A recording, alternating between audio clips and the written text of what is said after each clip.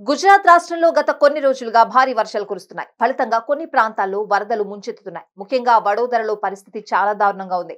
వర్షాలు కాస్త తెరిపించినప్పటికీ నగరం గుండా ప్రవహించే విశ్వామిత్ర నదికి వరద నీరు పోటెత్తడం, కొన్ని చోట్ల నది కట్టలు తెగిపోవడంతో లోతట్టు ప్రాంతాలు జలమయమయ్యాయి. అయితే భారత మహిళా క్రికెటర్ రాధా యాదవ్ సైతం వరదల కారణంగా తీవ్ర ఇబ్బందులు ఎదుర్కొన్నారు. ఈ విషయాన్ని సోషల్ మీడియా వేదికగా వెల్లడించారు. చాలా దారుణ పరిస్థితిలో చిక్కుకున్నామని, అయితే నేషనల్ డిజాస్టర్ రెస్పాన్స్ ఫోర్స్ తమను రక్షించినట్లు ఇన్‌స్టాగ్రామ్ స్టోరీ ద్వారా ఈ స్టార్ స్పిన్నర్ వెల్లడించారు. తమని రక్షించినందుకు ఎన్డీఆర్ఎఫ్ కి ధన్యవాదాలు తెలియజేశారు.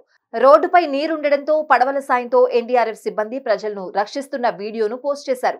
బుధవారం సౌరాష్ట్ర ప్రాంతంలోని దేవభూమి, ద్వారకా, జామ్నగర్, రాజ్కోట్, పోర్బందర్ జిల్లాల్లో సాయంత్రం 6 గంటల వరకు 12 గంటల వ్యవధిలో 50 మిల్లీమీటర్ల నుండి 200 మిల్లీమీటర్ల వరకు వర్షం కురిసింది. దేవభూమి, ద్వారకా జిల్లాలోని బాన్వాడ్ తాలూకాలో 185 మిల్లీమీటర్ల వర్షపాతం నమోదైంది. ఇది రాష్ట్రంలోనే అత్యధికం. భారత వాతావరణ శాఖ సౌరాష్ట్రలోని జిల్లాల్లోని కొన్ని ప్రాంతాల్లో గురువారం అతి భారీ వర్షాలు కురిసే అవకాశం ఉందని తెలిపింది.